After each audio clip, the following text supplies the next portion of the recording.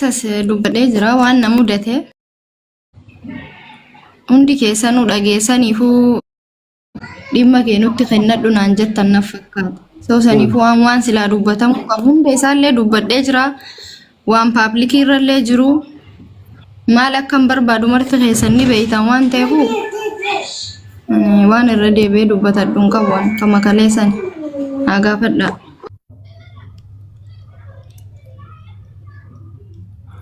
Jarana jaarsummaa gaafatanii moo gaafiif deebii fi achi godhee achirra dhaabattanii gara tarugoota irree warri galsira jirtan.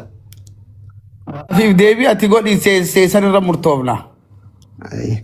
Amaan kaleessa obboleettiin teenna siifuun haati ilmaan keetii haati mana keetii abbaan manaa kiyyaa qabamee biyya galuu nullee hin beekna Oromoo hunda beekaa biyya galee biyyaa dhufuu didee jaartii biraa fuudhee dhufaa hin jiru. Ani ilmaan wajjin asitti rakkataa jira. Ispoonsarri keenna faayilii isaatirra jirra. Dokumentii hunda isatu harkaa qaba. Imeelii paaswordii isatu harkaa qaba. Isarra jirra. Ta'ufiitii jaartii fuudhee asitti nu gatee jette gabaabinnaan yoo si ibsu haadha ilmaan keetiitirraa maa fagaatte yoo dhufuu hin dandeenye maaliif furmaatan godhinii fi ilmaan kee kun ilmaan kee qofaa miti ilmaan Oromoo hundaati. Oromoo hundatti wajjin dadhabee ka qabu humnaan kun du'aayin kun imimaanin hunduu sima wajjin qooda keessaa qabaatis nu hunduu hin beeyna. Maali rakkoon kan hunda si geesse jalqaba irratti biyya galtee dhuguma fuute gaafii lammata dhufuu hin heddu yoo dhufuu hin hedne maaltu dhufuu si dhoogge hireen haadha manaa keetiitii fi ijoollee keetii hoo maali maa hafte wal jala nu deebisi gaafii kana. Bareeda Dr. Galatoomi gaafii na gaafatteef anillee deebisaan nan isii kennu dura durso osoo haadharraa dhaga'ee ka isiin haasofte anillee hin dhageenye haasawa muraasat naga'ee waan isiin na himattu sun haqa ta'aaf haqan ta'ullee anillee achirra dhaabadhee waa san dubbachuu barbaada. Anammootiyuu silkii hordofaan turre online irra hin jiru. Akkuma ganama isiniin jedhe waan isii barbaachisan illee sa'aatii kiyya qabadhee isinillee sa'aatii ofii qabattee waan jedduu kenna jiru nu martinuu akkuma jette ilmaan teennillee ta Oromooti kophaan guddifnee kophaan arganne ilmaan kana Oromoo wajjin guddifnee nullee ammootu ilmaan isaanii waan taaneef ilmaan kenna guddisan malee osoo nuti saba biraa taane waan kun waan isaan ilaallatuyyuu hin qabu isaan hun dubbatanii. Kanaaf kana isii madda yoo isiin jette waan sanirra dhaabadhee deebisaa san deebisaa fi gaafiin ammootiyyuu gaafiin ati na gaafatte naaf ifa haa ta'u malee haasoin haasaamaa ture sun bal'aa ture anaaf isiidha rabbi isinii fi namni muraasni illee waan keessa beeytaniif isirraa waan guutuu dhaga'ee silaa deebisaa san isinii deebise bareeda na fakkaata.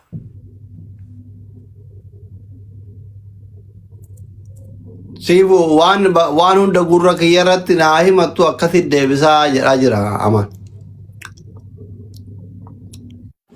Wanti gurra isaatti mu hin jiru kama dhageessee sitti manii dhufte sana haa paablikii irra kama deemaa jiru sana viidiyoo illee yoo ta'e muramaa dhageessee jirtaani kophaa kiyya haasa'an jiru kaleessa irraa qabee hanga addaatti hawaasa kiyyatti himadhee jira rakkoo kiyya hunda isaa himadhee jira maal akka barbaadu himadhee jira kinoo asiliin sitti himaa jira isuma gaafadhu. Shari'aan zaahira abba maratti akkana nagoote jettee yoo isarraa deebii dhageenyaa osii fuuti jedhiifa malee mirga qabda diduudha.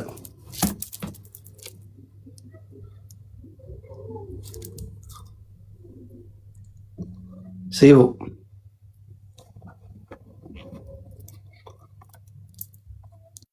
Asli an guyyaa guutuun bo'aa oolee sii galee.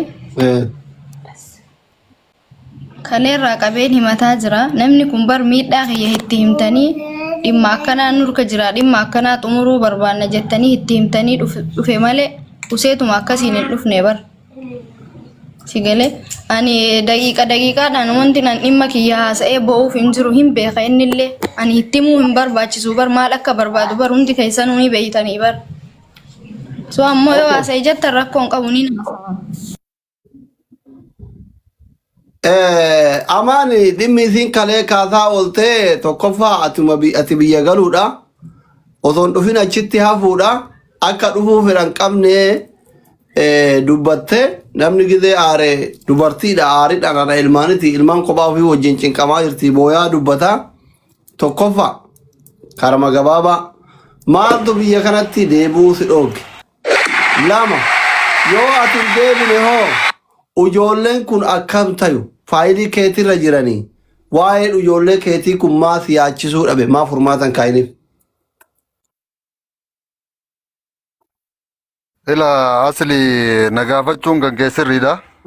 Gaafii sirrii nagaafattee ani deebisaa isiif deebisuu diddaaf yookaan ammoo tuyuu isin atakaruuf osoo hin ta'in dhugattu akkas qaba sii galee ani haadha ga'ulleedha ammoo tuyuu anaaf namni kun kaleessallee atillee hin beektaa wallabbii keenya eega biyya galellee maaliin akka biyya galellee eessarraan akka biyya galellee namuu hin beekaa ifa. Deebuu fi deebuu dhabuu kiyyallee hindi deefi karatu hin jirre akkamitti akka anaaf illee atillee hin beektaa namoonni muraasni hin beekaa haga mubaarak hin bahutti hin beeka jedhee yaada abbaan ijoollee hin beeka. Mubaarak facaatu namni jedhullee namni sila biyya san nama fiffidu mucaasanii waan kana quba qabaa namoonni Dubaay illee isii dubbisaa turte. Jira.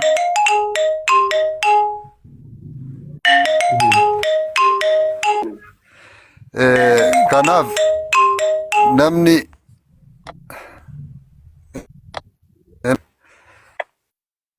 hin dhaga'ama. Imoositti bo'ee hin dhaga'ama dubbadhu.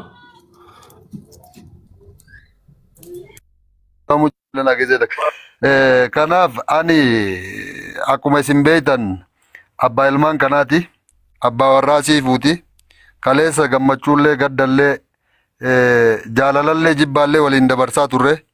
Siigallee rakkoolee bal'oollee waliin agarre waan kaleen argin isirra arge isinillee waan kaleen argin anarraa agarte ani jaaladhee biyyattiyyattillee hin gallee mana hidhaa ture waan ani ittiin hidhamillee yommuutu isinillee hin beektanii wallabbee ammucaa Suudaanii wajjin shaara arba'iinitti wallabe bakka suuqii abbaa gadaatitti namni achi jiru naannoo san jiruu fi isinillee rabbillee namnillee hin beeka jechuudha hidhamee galee. Eega galee ammoo tuyuu fedhii kiyya hin gallee gaafa galullee marima anaafisii wajjin gallee warakata walii barreessaa turre warakaan anaafisiin hagarraa walii barreessaa turre mana hidhaa san keessatti ana bira jira guututti walumaa galatti jechuu. Gaafa galu hin deebi'aadhaan walii galteen xiyyaa fi taasisii hin deebi'a siifu as keessatti ilmaan xiyya argee dubbisaa hin jiru. Ilmaan tiyyallee ammootu guyyaa jimaata waytanatti dhuftu argee ol fuudhee dubbisaa hin jiru akkana jedheen bakka mana hidhaa san Mubaarak dhufee ofii isaati ijaan na laale abbaan hujuu achitti dhufee na laalaa ture nama salaama godhuu hin dandeettuu ilmoo tante ol fuutee dubbisuu dhungachuu hin dandeettuu ilmoon tante meetira 2-3 sirraa fagaatti seera biyya sanii agartanii jirtanii hin ulfaata mataan akkanatti sillee maraataa jira atillee mataa kan kee dhabaa jirta naan jettee gali naan jette isinillee anillee ammootu waytatti yaadu waan kana bayaa hin jiru furmaanni hin jiru achitti bahuu hin dandeenye akka galu murteesse jechuu. Wanni ani gala irra murteesse. Anaa fi namni kun ammootu akka viidiyoo irratti haasa'ame san wanni marti akkas ta'ee dhugaa ta'ee nama irratti mul'achuu danda'a rabbii fi namaaf ammootu waan namni haasa'e malee waan ana haasa'e namni illee dhaga'ee anaaf murteessa malee isiifillee murteessa malee waan hin dhaga'in takka duukaa dhaabatee hin haasa'u jechuudha. Gaafa san murteessinee galee wayita galu ammootu akka yaadame san si galee hagaan gaafa galuutti illee mana hidhaa san keessatti illee na hordofaa turte na hordofaa turte na wajjin ifaajaa turte na wajjin ifaajaa turte. Hakanarraa hin qabdu siifuun haqa isii takkaallee haalee hin beeku. Haqa ilmaan tiyyarraa hin qabdu takkaa haalee hin beeku.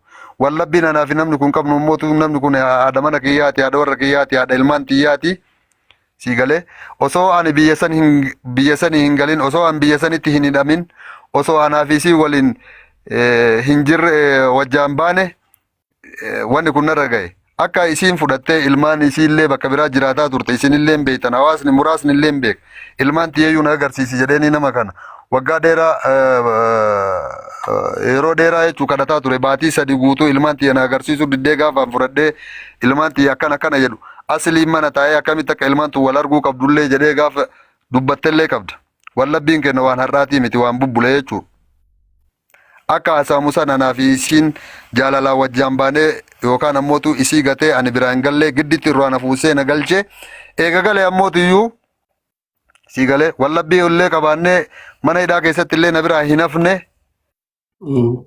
gaafa hangalullee na hordofaa turte wayita hangalullee ammoo namni shaantatti silkii tiyyallee namni naa fide agartee waraqaa shaadaa jettee ijoollee waraqaa shaadaa koppii gootee namni naa fide isiidha.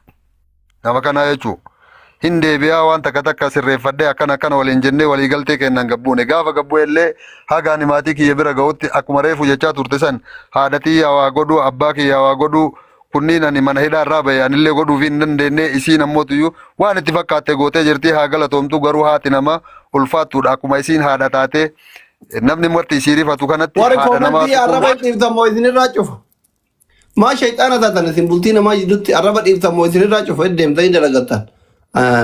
Amma amaanii kiyya. Muraadhii si kooman. Amaan. Meena dhagaya asli. Qoy gaggabaabsaa deemna amaan gaggabaabsaa deemna. Isin duraan waliin dhaba araarama. Qoy sii sirreessa. Asli haa himatu dhiisi rakkoon qabu haa himatu dhiisi. Karaarra kaayuuf karamarra kaayuuf.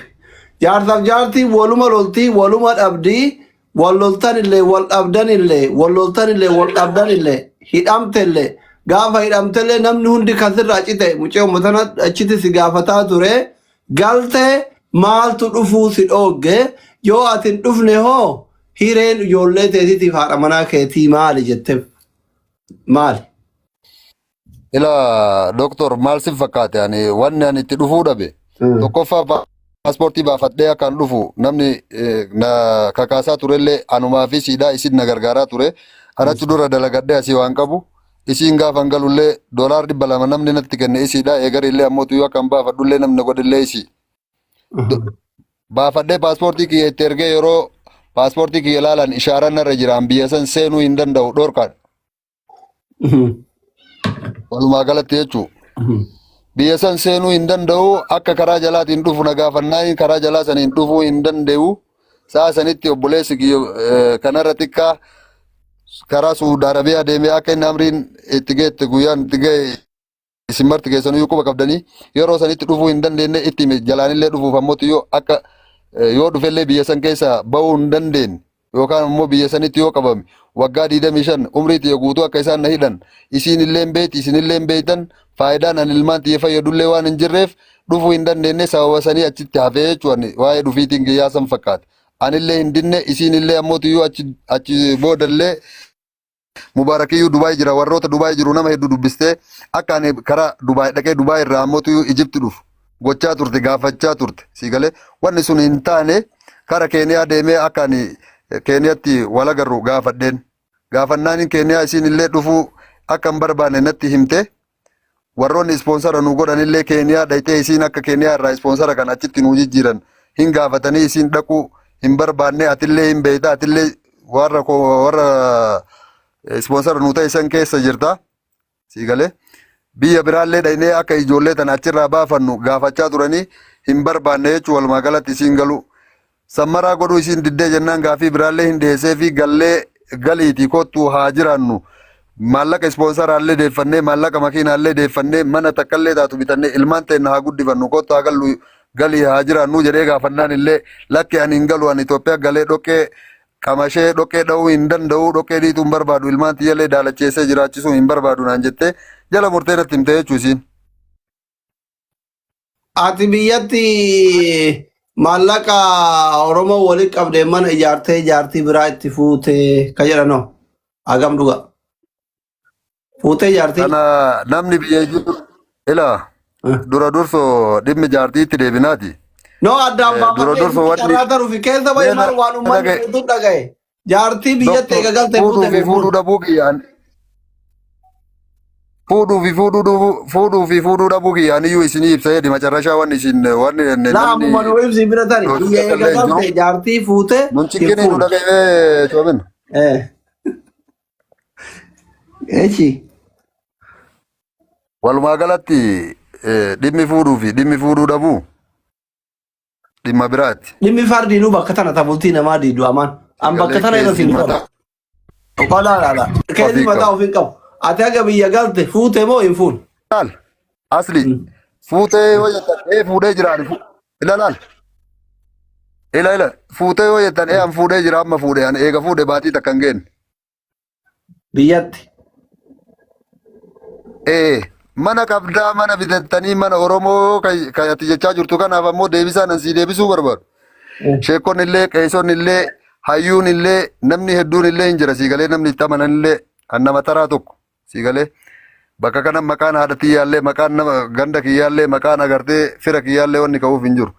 Yoo anaa fi namni kun yoo qabeenya ilmaan tiyyaatiin waan doolaara 200 fi birrii narratti ergite 200 narra ergiteen alatti siifuu birriin ijoollee tiyyaa na seente addunyaa akeraa na hongeessu namaa gadi na haa deebisu mana haadha tiyyaa keessa jiraadha siigaleemi qixxaa haadha tiyyaa nyaadha siigalee akka isiin jirtu mana hin qabu. Fileen abaaree dhaggeeffadhu fileen abaaree arba watuluta wanni nama abaaruuf illee jiru.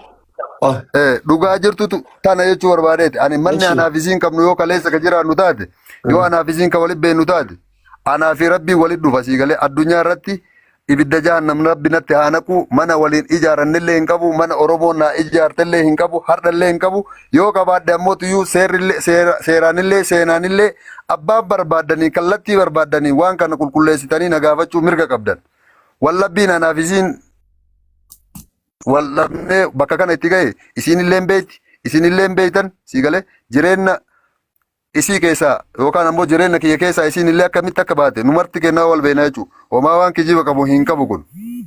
Siigalee ani namallee waan dhoysuuf yookaan waan rabbii kiyya jalaan dhokanne ilma namaa tokkicha jala waan dhoysuuf hin jiru an dhugaasan dubbadda. Siigalee eshi amaani amaan takka kana baat hayyee takka qofa gaafii xumuraa carraa siifuu kenna gaafii xumuraa. Ati amma biyya kana dhufuu hin dandeettu walillee dhabdanii wal dhabbii fi hojiilee ta'uu mala. Biyya kana illee dhufte karaa yooma araaramtanii dhufte illee dhugaadha basmaa mungkin ofirraa haquun hin jirallee jedhama haquullee baattu namni xiyyaaraan bahee deebi'ee biyya faranjii kana dhaquun hin ulfaata kanaaf namni biyya kana ture biyya kana keessa deeme hunduu hin beeka. Eshi eegaati biyya kana dhufuu hin dandeenye feetu fedha keetiin haa ta'u feetu mootummaan si haa dhooggu dhufuu hin dandeenye ijoolleen kun sirra jiran haati manaa kee sirra jirti. Keetiin kun maqaa keetiin jira. Imeeliin paaswordiin si harka jira. Egereen ijoollee teetitii fi haadha manaa kee kakaa'iroo jiranii kunoo maali yaaddame furmaata mirkanaa irratti. Ila doktor imeelii fi paaspoortiin si harka jira egeree ilmaan kana maal yaaddaa jette. Wanni tokkichi ani ittiin of beeku yoo jiraate maqaa Amaan Huseeniin ispoonsarri kun galuudha. Kaanillee beeku. Mataa kiyya malee yoo ani achi jiraadhe malee isaan achi keessaa bahuu akka hin dandeenye. Anillee hin beeka rabbillee beeka namnillee hin beeka. Baqataa guutuu beeka kana moo hunda beeka karanti malee bahuu hin danda'ane dhuga. Waan achirraa hafe ani namni kunillee abbaan hojuullee atillee hin beeytanii silkii tiyyallee namni naaf fide isiidha. Ani email ani ittiin fayyadamu email sponsor ittiin godhanne san isiin illee na gaafattee wanni isii dorgadhellee hin jiru nallee hin gaafanne haqiiqatti dhugaan jirtullee tanuma paaspoortii emailaa fi paaspoora wanni isii ka isiin amma jettu kana sigalee ani irraa hin beeku emaila kiyya beeku hin beeka garuu ammoo tuyyuu paaspoora wanni isaa hin beeku sigalee paaspoortii isaa hin beeku paaspoortii isaa hin beeku sigalee mi. Lakkoofsi bilbila kun ittiin baname siifuu bira jira mataa isii bira jira siigalee imeela kana banattee imeela kana sirreeffattee nan gaafanne imeela kana iyyuu itti fayyadamuu hin dandeetti. Yoom ani imeela kana isii dorgadhe lakkoofsa isiin harkaa qabdu lakkoofsa kiyya ka amma isiin itti fayyadamuu jirtu kanaan ani banadhe na gaafattee yoom dorgadhe haqiiqa rabbiititti ani hin dorganne rabbiillee na arga arrabni kiyyallee ka anarra dubbadhuun kun bor na goga ani imeela isii hin dorganne nan gaafanne. Siigalee miti ani takkitti wanni ani siin jedhe biyya san dhufuu hin danda'u karaa jalaatiin lubbuu kiyya aarsaa kafalee kootu ilmaan kana aarsaa kafalee siin naan jennaani aarsaan ani yoo kakafaluu fi danda'u taate yoo isaan fayyade waan isaan hin fayyadne irratti shamaa ta'ee barandaallee osoo taa'e abbaa isaaniiti yoo naan jedhan siigalee akkasii isaan fayyada malee waan hin taane dhaqee umrii tiyya guutuu waggaa 25 biyya sanitti wanni azabamuuf hin jiru biyya san keessallee yoo dhaqe umrii tiyya guutuu wanni ofitti abadhuuf hin jiru hin ba'u.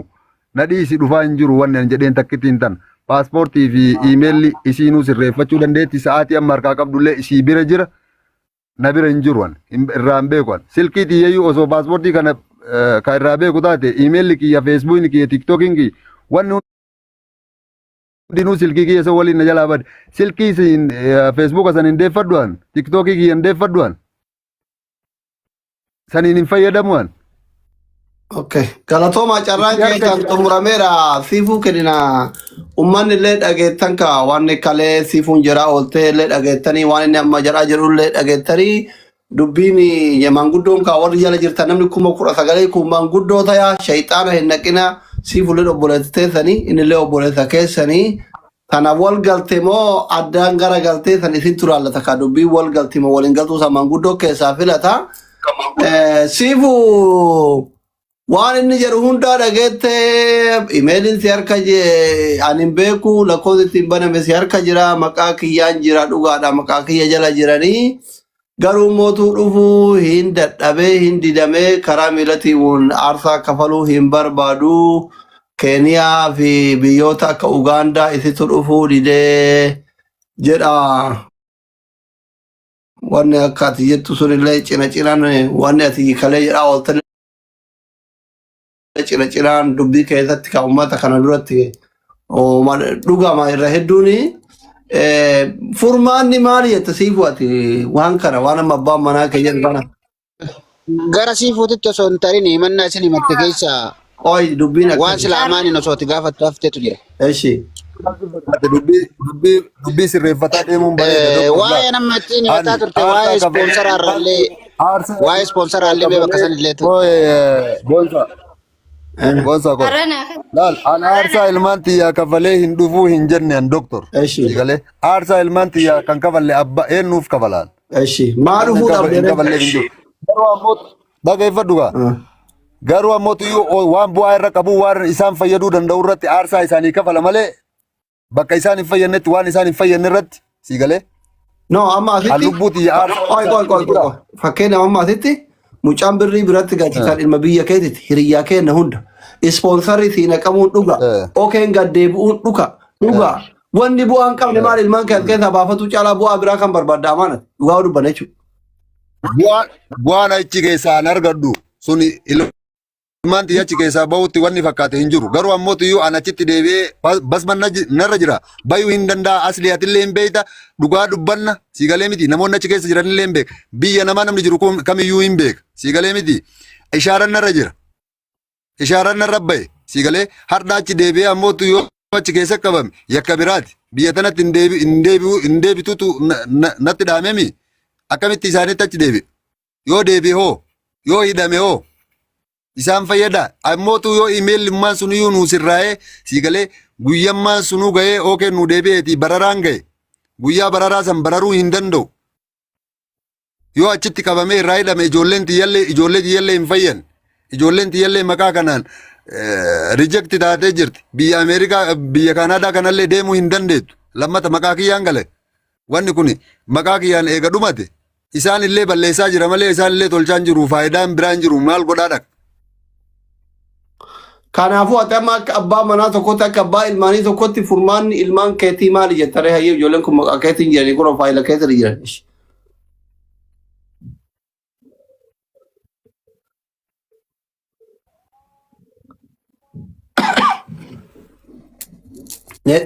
Hin dubbatu.